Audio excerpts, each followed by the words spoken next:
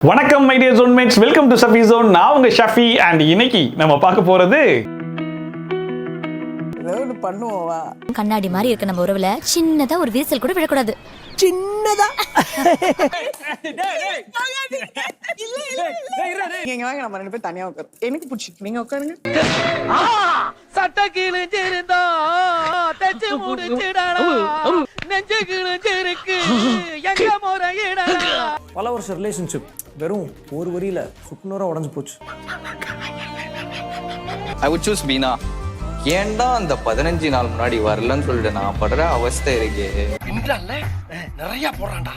இந்த second love show பத்தி இதுக்கு முன்னாடியே ஒரு வீடியோ ஒன்று போட்டிருந்தேன். அந்த வீடியோலயே சொல்லியிருப்பேன், இந்த செகண்ட் லவ் ஷோ அப்படிங்கிறது ஒரு டேட்டிங் ஷோ அப்படின்னு சொல்லிட்டு. அண்ட் கூடவே இந்த ஷோ பத்தின அருமை பெருமைகளை பத்தி பேசும்போது நகைச்சுவைக்காக சொன்னேன். இந்த பிக் பாஸ்லாம் திடீர்னு பார்த்தீங்கன்னா எவிக்ஷனுக்கு அப்புறமா ஒயில் கார்டு என்ட்ரி அப்படின்னு சொல்லிட்டு ஒரு 4-5 பேர்லாம் இறக்கி விடுவாங்கல்ல, அந்த மாதிரி இந்த டேட்டிங் ஷோல கூட ஒயில் கார்டு என்ட்ரிலாம் இறக்கி விடுறதுக்கு வாய்ப்பு இருக்கா அப்படின்னு சொல்லிட்டு நான் என்னமோ காமெடிக்கு தான் கேட்டேன். ஆனால் நேற்று எபிசோட்ல பார்த்தா ஒயில் கார்டு என்ட்ரின்னு சொல்லிட்டு ஒரு 3 பேரை உள்ள இறக்கியிருக்காங்க. செகண்ட் லவ் வீட்டுக்குள்ள வந்து புதுசா 3 பேர் உள்ள வந்திருக்கீங்க. ஆக மொத்தம் நம்ம காமெடிக்கு நினைக்கிறதெல்லாம் ரியாலிட்டியிலே பண்ணி காட்டுவோம்னு சொல்லி ரியாலிட்டி ஷோ, அதுவும் டேட்டிங் ஷோலயே ஒயில் கார்டு என்ட்ரிலாம் இறக்கி காமிச்சாங்க பார்த்தீங்களா. அங்க நிக்கிறாங்க அவங்க அப்படிங்கிற மாதிரி இருந்துச்சு. I'm your surprise date by the way. You don't have to do solo dates anymore. And இப்போ வந்திருக்கிற ஒயில் கார்டு என்ட்ரியை பொறுத்த வரைக்கும் 2 மேல் கண்டஸ்டன்ட் ஒரு ஃபீமேல் கண்டஸ்டன்ட் வந்திருக்காங்க.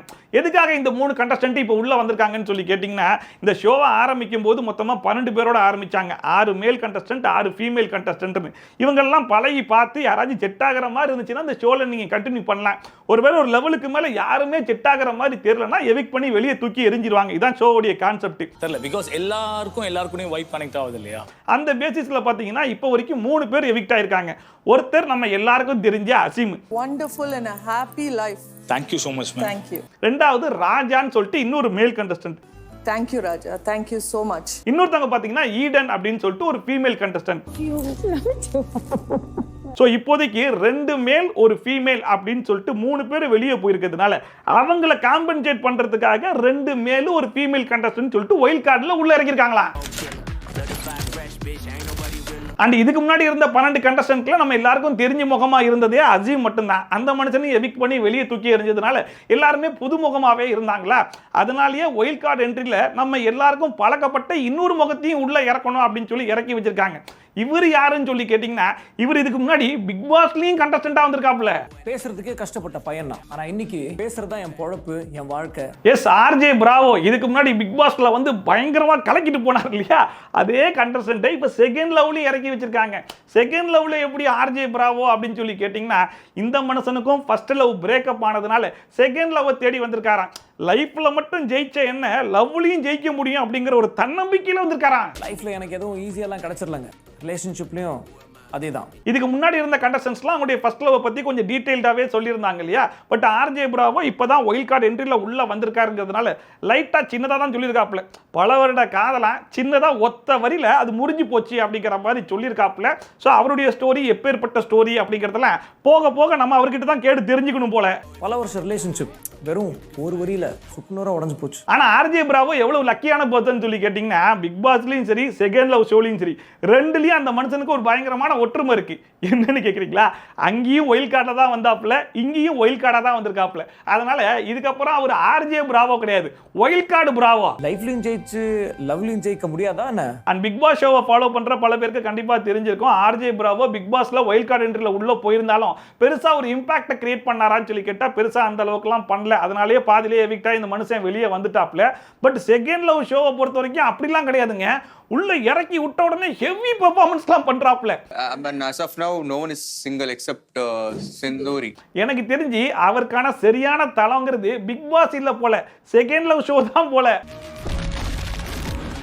அண்ட் பிக் பாஸ் ஷோலியாச்சு நம்ம ஒயில் கார்டு கண்டஸ்டண்டாக உள்ளே போகிறோம் அப்படின்னா நம்ம வெளியிருந்தே மொத்த ஷோவையும் பார்த்துட்டு யார் யார் எப்படிப்பட்ட பெர்ஃபார்மன்ஸ்லாம் பண்ணுறாங்க, எப்பேற்பட்ட மூவெல்லாம் பண்ணிட்டு இருக்காங்க, நம்ம அந்த வீட்டுக்குள்ளே போனால் யார் யார்கிட்ட எப்பேற்பட்ட அப்ரோச் எல்லாம் பண்ணணும் அப்படிங்கிற மாதிரி வெல் ப்ரிப்பேர்டாக உள்ளே போகலாம். ஆனால் இந்த செகண்ட் லவ்ன்ற ஷோ அப்படி கிடையாது இல்லையா, கம்ப்ளீட்லி ரெக்கார்டட் ஷோ தானே. அதனால உள்ளே போனதுக்கு அப்புறமா தான் யார் யார் கூட டேட்டிங் பண்ணிட்டு இருக்கா, யார் யார் கூட ரிலேஷன்ஷிப்பில் இருக்கா, இதெல்லாம் தெரிஞ்சுக்கிட்டோ தெரியாமையோ நம்ம மூவ் பண்ணி ஆகணும். யாரெல்லாம் வந்து சிங்கிளா இருக்கீங்க? அண்ட் இதுல கொடுமை என்னன்னு சொல்லி கேட்டீங்கன்னா, இந்த ஷோ ஆரம்பிக்கும் போது 12 கண்டஸ்டன்ட் சொல்லி ஆரம்பிச்சிட்டாங்க.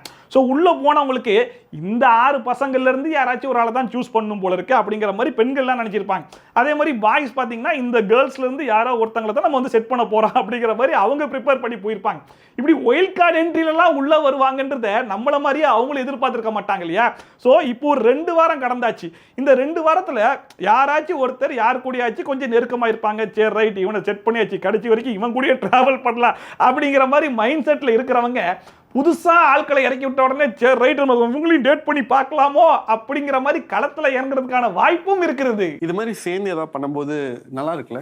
ஏன்னா இதுக்கு முன்னாடி எவிக்ட் ஆகி ஒரு 3 பேர் வெளியே போனாங்க இல்லையா? அவங்க 3 பேருமே இங்க இருக்கிற யாரும் பெருசா எங்களுக்கு செட் ஆகிற மாதிரிலாம் தெரியல, அதனால வெளியே போய் நாங்கள் பொழப்ப பார்க்குறோம் அப்படின்னு சொல்லிட்டு கிளம்பிட்டாங்க இல்லையா? இப்போ மீதி இருக்கிற 9 பேர்ல சிந்தூரி அப்படிங்கிற அந்த ஒரு பொண்ணுக்கு மட்டும்தான் ஜோடி அமையிலேயே தவிர்த்து மீதி இருக்கிற 8 பேரும் ஜோடி ஆயிட்டாங்க. இதில் பார்த்தீங்கன்னா வீணா அண்ட் தினேஷ் இவங்க 2 பேரும் நல்ல அண்டர்ஸ்டாண்டிங்கில் தான் ஓடிட்டு இருக்கு. வெக்கி அண்ட் பிரியங்கா இவங்க 2 பேரும் நல்லா அனோனியமா தான் இருக்காங்க. நேகாவும் தேஜஸும் அதே மாதிரி தான். மோனிஷா அபித்தும் நல்லா நெருக்கமாவே இருக்காங்க. ஸோ இப்போ 4 பேர் செட் ஆயிட்டாங்க. அப்போ சிந்தூரிக்கு மட்டும்தான் ஜோடி தேவை அப்படிங்கிற மாதிரி ஷோவை பார்த்துக்கிட்டு இருந்தா ஆர்ஜே பிராவோவை பார்த்த உடனே மொத்தமும் தலைகீழா மாறி போச்சு. ஏன்னா நான் ஆல்ரெடி சொன்னேன் பார்த்தீங்களா, ஆர்ஜே பிராவோவுக்கு பிக் பாஸ் தான் சரியா செட் ஆகல, ஆனால் செகண்ட் லெவலில் களத்தில் இறங்கி பயங்கரமா பெர்ஃபார்மன்ஸ் பண்றாருன்னு. அந்த மாதிரி உள்ள வந்த உடனே யாரெல்லாம் சிங்கிள் அப்படின்னு சொல்லிட்டு ஒரு சர்வே எடுத்துட்டு இருக்காப்ல. யாரெல்லாம் வந்து சிங்கிளா இருக்கீங்க? அதுல பிரியங்கா பார்த்தீங்கன்னா நானும் சிந்தூரி தான் சிங்கிள், மற்ற எல்லாரும் கமிட்டட்ல அப்படிங்கிற மாதிரி வாரண்டா போய் செட் ஆகுறாங்க. அதுலயும் இந்த ஷோல இருக்கிற கண்டஸ்டன்ட்ஸ்லயே யாரு ரொம்ப பாவம்னு சொல்லி கேட்டீங்கன்னா வெக்கேன்னு ஒரு கேரக்டர் இருக்காருல்ல, அந்த மனுஷன் தான் ரொம்ப பாவம். ஏன்னா இதுக்கு முன்னாடி வெளியே கூட யாரு கூட அந்த மனுஷன் ரிலேஷன்ஷிப்லாம் இல்லையா, ஒருத்தர் கூட ரிலேஷன்ஷிப்ல இருந்தாருன்னு சொல்லி சொல்றாங்கல்ல, அவங்க கூட இந்த மனுஷனுக்கு ஜிம் ஃபீஸ் மட்டும் தான் கட்டியிருக்காங்க. ஸோ ஃபர்ஸ்ட் லவ் தேடி தான் செகண்ட் லவ் ஷோக்கே வந்திருக்கேன்னு அந்த மனுஷனே சொல்றாப்ல. ஸோ அப்படிப்பட்ட மனுஷனை இந்த ஷோல வச்சு எப்படியெல்லாம் செஞ்சு விடுறாங்கன்னு சொல்லி கேட்டீங்கன்னா, இதுக்கு முன்னாடி மோனிஷாவை டேட் பண்ணிட்டு இருந்தாப்ல. அப்ப மோனிஷா என்ன சொன்னாங்கன்னா, என் வாழ்க்கைக்கு ரெக்க கொடுத்ததே இந்த வெக்கே தான். நாங்க என் வாழ்க்கைக்கு ரெக்க கொடுக்க வந்த வெக்கே அப்படின்னாங்க. இப்ப அபித் கூட சுத்திட்டு இருக்காங்க. இந்த வாட்டி உங்க கூட ரெடியா வருவோம் பாப்போம். இனிமே அந்த மனசை நான் புண்படுத்த மாட்டேன். உடனே வெக்கே பார்த்தாப்ல, சரி ரைட் மோனிஷா இல்லாட்டா பிரியங்கா அப்படின்னு சொல்லிட்டு பிரியங்கா கூட பயங்கரமா டேட்டிங் பண்ணி பயங்கரமா செட் ஆயிடுச்சு. அவங்க வந்து ஆப்ரான கட்டி விட்டதே ஆஹா எவ்வளவு கியூட்டா கட்டி விடுறான், எனக்கு ஒரு ட்ரீம் மேன் இருப்பான்ல அது இவன் தான் அப்படிங்கிற மாதிரிலாம் பேசிட்டு இருந்தாங்க. கியூட்டா வந்தவன் எனக்கு வந்து பின்னாடி கட்டி விட்டான். இப்ப ஆர்ஜே பிராவோ பார்த்தோன்னே ஐ எம் சிங்கிள் அப்படிட்டாங்க.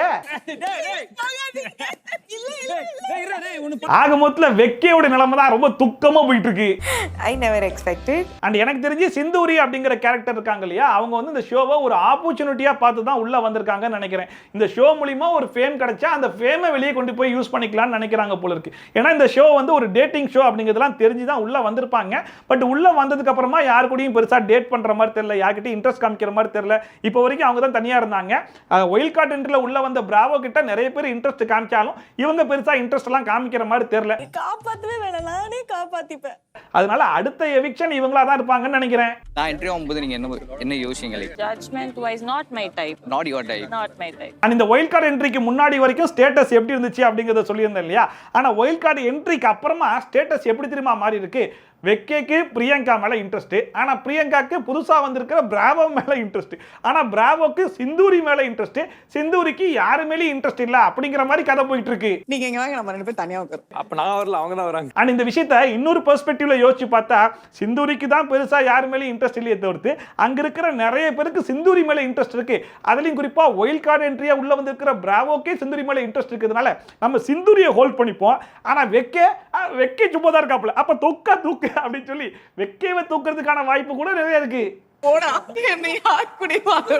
அந்த ஆர்ஜே பிராவோடைய ட்ராக் தான் ஒரு பக்கம் இப்படி போயிட்டு இருக்குன்னு சொல்லி பார்த்தா இன்னொரு மேல் கண்டஸ்டன்ட் வந்தார் இல்லையா, அந்த மனுஷனுக்கு வீணா மேல கண்ணா. ஐ வுட் சூஸ் வீணா. ஏன்டா அந்த 15 நாள் முன்னாடி வரலன்னு சொல்லிட்டு நான் படுற அவஸ்தை இருக்கு. நான் ஏன் ஃபர்ஸ்டே உள்ள வரல, வந்திருந்தா வீணாவை தொக்கா தூக்கியிருப்பேனே அப்படிங்கிற மாதிரி அந்த மனுஷன் ஒரு பக்கம் பேச, இதனால ஆல்ரெடி அன்னோனியமா இருந்தாங்க பாருங்க வீணா தினேஷ், அவங்களுக்குள்ள ஒரு விரிசல் விட ஆரம்பிச்சிருச்சு. பேசும் உனக்கே தெரியும். You're only blaming me for everything. நீதான் ஸோ ஒயில் கார்டில் 2 மேல் கண்டஸ்டன்ஸ் வந்ததுலேயே இவ்வளோ குழப்பங்கள் போயிட்டு இருக்கு. இதில் ஃபீமேல் கண்டஸ்டன்ட் வேற ஒருத்தவங்க வந்திருக்காங்கன்னு சொன்னேன் இல்லையா? ஸோ யார் யார் கவனம்லாம் அவங்க மேலே திரும்ப போகுது, யார் யாரெல்லாம் அவங்கள டேட் பண்ணி பார்க்கலாம் அப்படிங்கிற மாதிரி முயற்சியில் இறங்க போகிறாங்க.